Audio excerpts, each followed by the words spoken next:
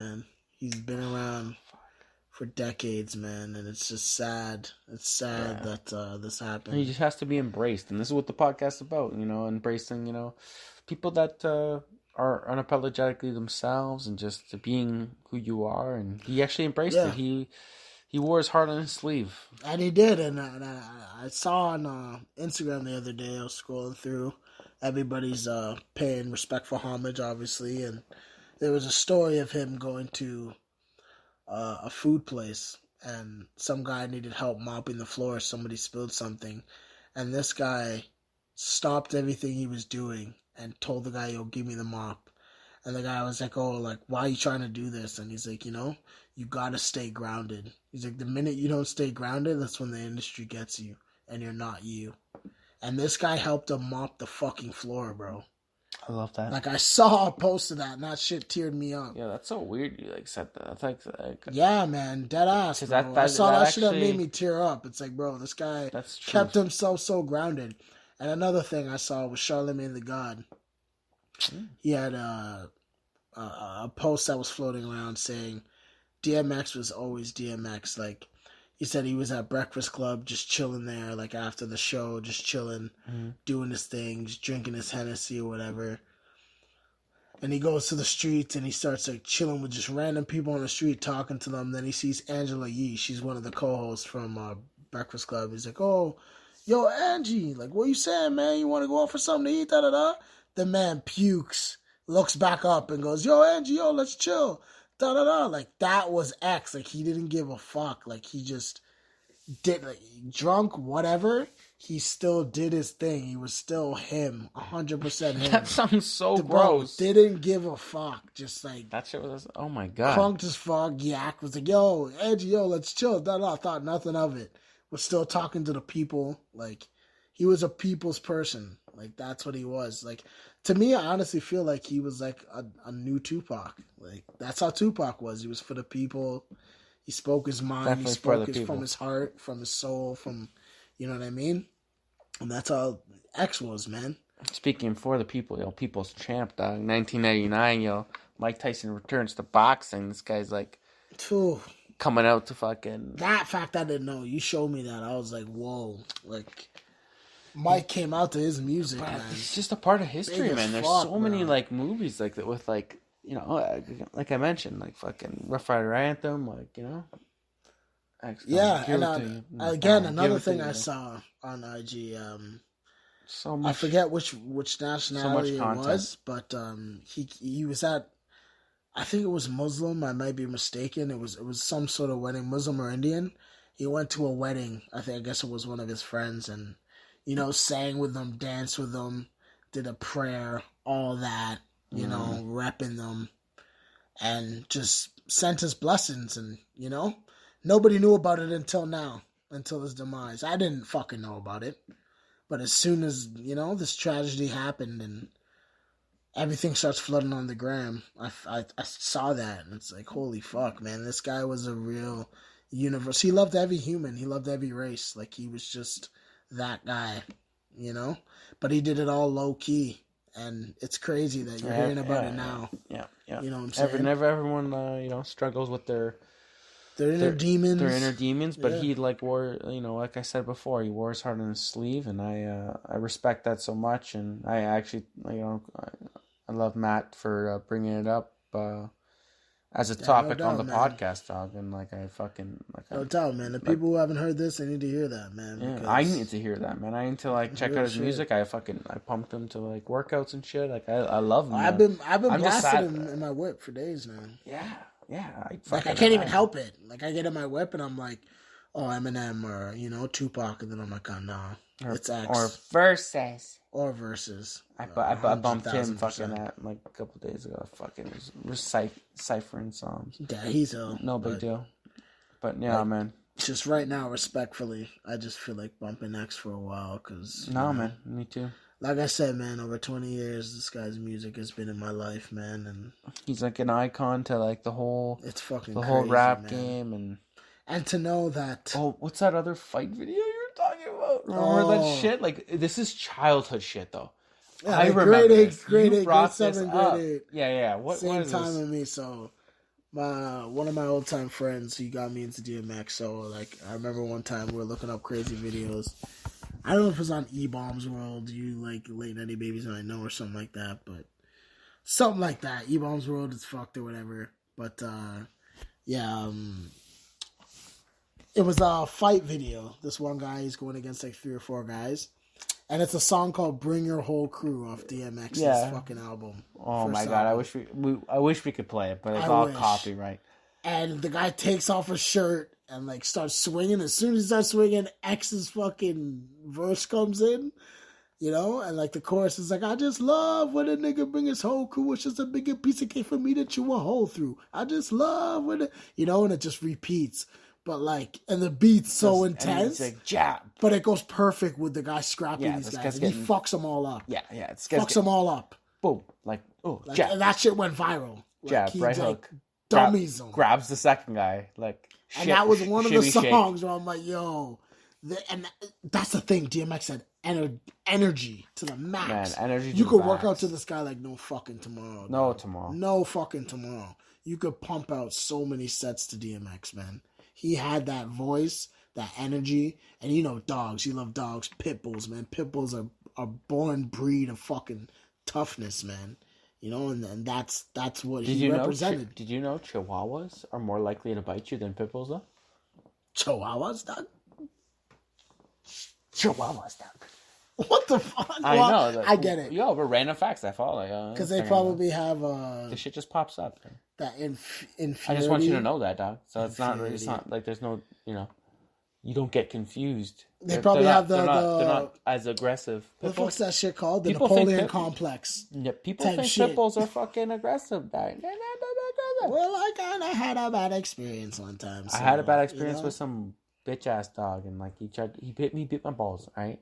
That's fuck. He bit me balls. I just had a pit bull growl at me, and I was trying to pet him when my boys left the house. That's not even that bad. I shit myself. I just told you my balls were bit, and you're out here fucking. The nutsack getting attacked. That's fucked up. Yeah, the nutsack. Can't lie. That's fucking. That's a rhyme too.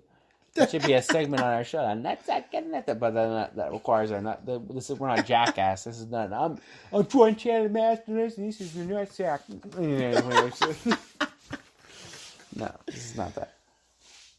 Yeah, man. But fuck. R.I.P. to the dog.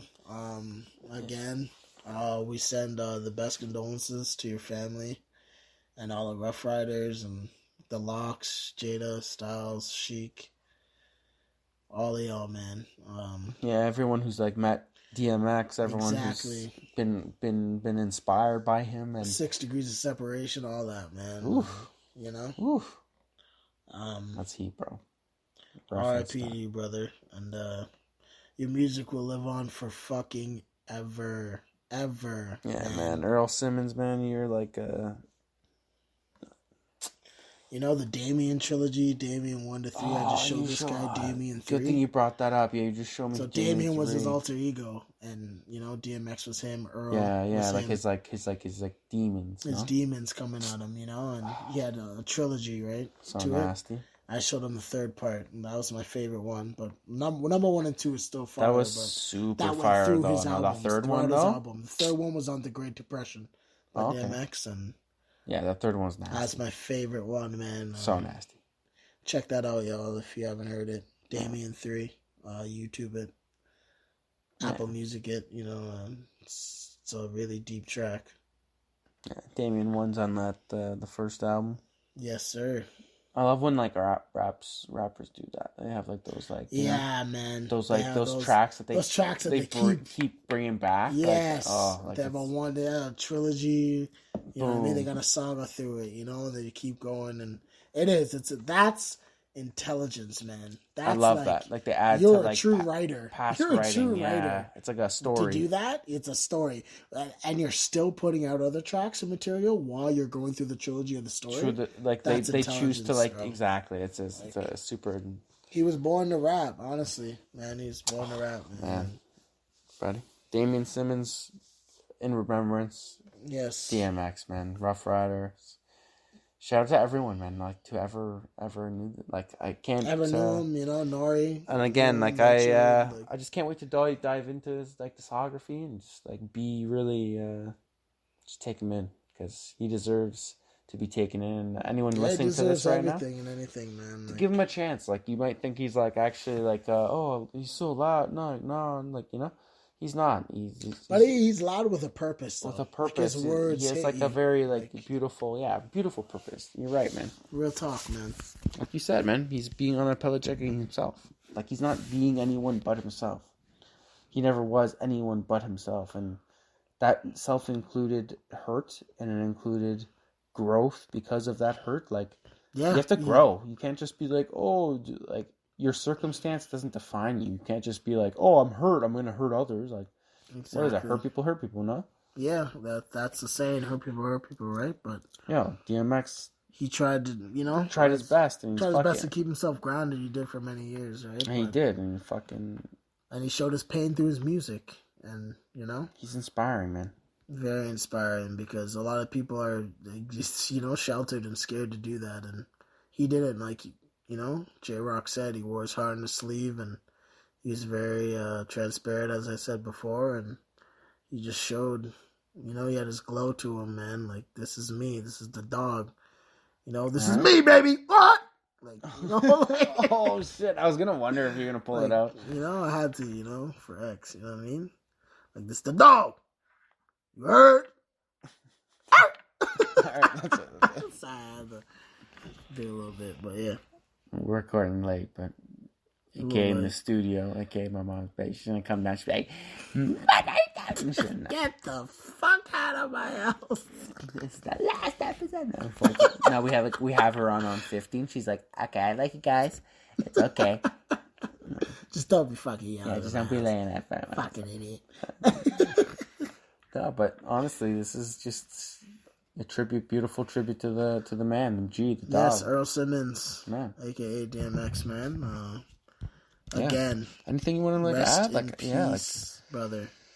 Rest in peace, and you'll forever live on through generations upon generations, man. Even when we're gone, Yeah, it's true. You're gonna be here. You're solidified, you're still gonna bro. be here, and you're solidified. And damn, man. I know Verse is definitely feeling this too, man. Because I know he grew up on X as well, for sure. For sure. 100%. Everybody, man, through the late 80s up till now. Like, everybody knows DMX. Just like a complete trendsetter. Like, this guy's like acting. Yes, and stuff. trendsetter too. I like these movies with Jet Li. Like, I need to rewatch these movies. Yeah, he even said he met Prince in Toronto, eh? He shout out Toronto a lot in this Noriega interview. Yeah, he said he met Prince, and he said he was gangster with him and shit. He's like, you, come here. And he, like, spread the crowd out like some fucking Moses splitting the sea type shit. And he's like, you, come here. And DMX went to him, and he's like, I love your music, man. Keep doing what you're doing. And, like, X said, like, he felt like an out-of-body experience, because it was, like, Prince. He's like, oh, my God. I probably he met him in Toronto shooting exit wounds with Steven Seagal. They shot that in Toronto. He says that he shot in Drink Champs episode. His last one, y'all. Go check that out, YouTube, man. Holy shit. DMX Drink Champs. But, yeah, he says that. Fucking nuts, man. Like, this guy has lived a crazy life, man. Sold out Woodstock, one of his craziest concerts. Sold that shit out. Rough Riders Anthem. Motherfucking Simmons. Fucking legend. Like, as big as Michael Jackson. Oh, you talking about Prince, though? No, DMX. Okay. Like, as big as Michael Jackson. But Prince saw him in that light. Like, you're going to be this guy. Oh, well, like... Because, like, to me, like, Prince is, like, such a legend right up there. Like, that's actually such a great story, man. Fuck. Yeah, man. I didn't even know that, though. Crazy, man. But, we're coming to the close. Bro, we did it. Again, thank you for this, man. Bro, thank you for bringing this shit up. I love this talk. Like, I'm just glad, and, like, I can't wait to bump more of his music. And, Stand Up Model Podcast. Be unapologetic to you. Do something for you this week, man. Just, cook a dish you like, man. I made pad thai today. Exactly. And if you can, bump a DMX track, please. I represent for him, and stay up, stay positive, stay well. Yeah, stay. Just do you, be you, just let